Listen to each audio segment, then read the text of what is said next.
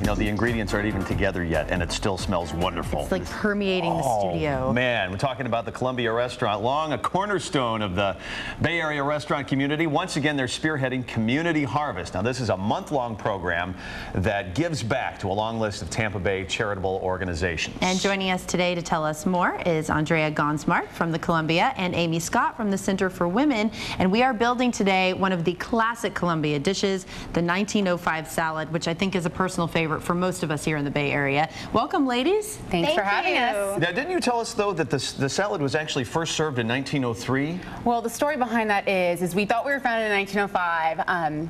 A local historian found out that we were founded in 1903. That's what it was, right. You're the family. So my father likes to joke around and say, if you order the 1905 salad without tomatoes, it's a 1903 salad. Okay. So that's where that comes from. So which version are we making today? We're making the classic 1905 salad. Beautiful, okay. So, yeah, we got the tomatoes there. Yeah, once you have everything prepped, because you're going to have your Julienne Swiss cheese, your Julienne ham, your diced tomatoes, iceberg lettuce. Once you have all that done, it's pretty easy. And a recommendation when it comes to the 1905 dressing is to make the dressing in advance. A lot of people don't realize that if you combine your oregano, your white wine vinegar, your garlic, and your salt with your olive oil, a couple days in advance, your dressing is going to taste just like ours. So you want to let it kind of meld. Marinate and kind of, So that's the trick behind that. And the other great thing about this, if you want to make it at home, I mean, there aren't really any expensive ingredients in this. I mean, it's a very reasonable, economically friendly thing to make for your family. Yeah, and the beautiful thing about this, if you don't like ham, then substitute turkey. Sure. Or if you don't want to do turkey, you can do shrimp. So you've got lots of different options. Spam? Could you put spam in if you wanted to? If that floats your boat, sure. People do chicken, though. Chicken's another option. Sure. So, but all you have to do is just combine all the ingredients. Okay.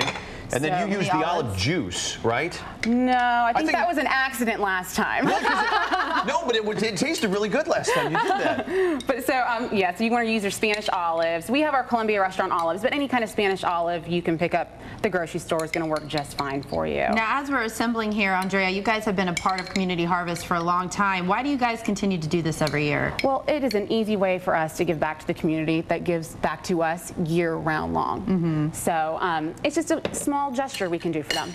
And it's great, too, because, you know, you got to eat lunch, and it really costs you no money out of your pocket to help out some of these charities. Exactly. Just by going in and having lunch, and you can do this at any, what do you guys have, like 7 or 8 locations? We have 7 locations. We have our Ybor, Sarasota, San Key, St. Pete, St. Augustine, Celebration, and our newest location at Channelside, at the History Center. In the History Center. Now, Amy, you're the recipient of some of the donations. That's got to be great for you guys. It really is. It's an excellent opportunity for us to increase our outreach and awareness about the Center for Women. We've been participating, I think, for over 10 years now, so we really appreciate the Gonzmart family, the Columbia Restaurant support.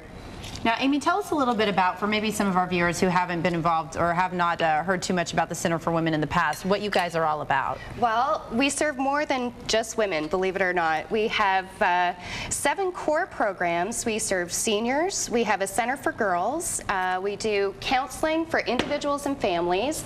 We also do employment services and substance abuse treatment for women, and we serve over 3,000 people a year in Hillsborough County.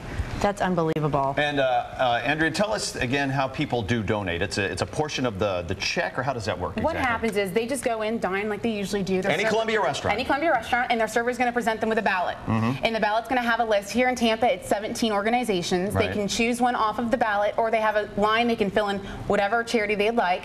It is no additional charge to them.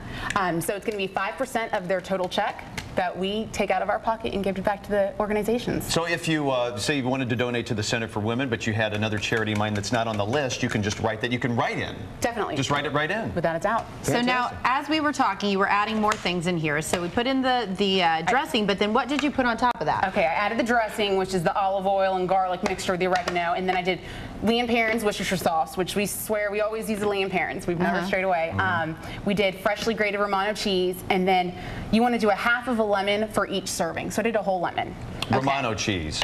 And that's So we're calling this 2 servings? Yes. That's exciting. Hey, and if you're going to spend the money anywhere on a big ingredient, it should be on the Romano cheese, correct? I mean, you want to get the good, some good Romano cheese. And the freshly grated makes a big difference. But if you can't, freshly grade it, then if you can get it graded at the grocery store, that's fine as well. Hey, and the Columbia Restaurant's been doing this community harvest for, what is it, 1998? This is our 12th year. 12th year. How much money have you guys raised over the years? We have raised up to $923,000. So this year we're going to break that $1 million mark. We're very excited. Got to make it happen. And when does it start? Does it start now? It's already started September 1st through September. Okay. So come October 1st, it's over. So go out there now and get your ballot. That's awesome. I think that everyone out there can make their dinner plans now. Community Harvest at Columbia restaurants throughout September. Again, 5% of lunch and dinner checks will be donated to area charities. And as we mentioned, you can just get your ballot, check off whichever charity is most important to you, or just write one in. And you can learn more at columbiarestaurant.com. What if you want to put a little extra in there above the 5% that the Columbia Restaurant kicks in? Is there a way to do that? No, you'll just have to go back and dine again. Oh, look at that. There we go. Just keep going back, yeah. The more you eat, the more the charities make, folks.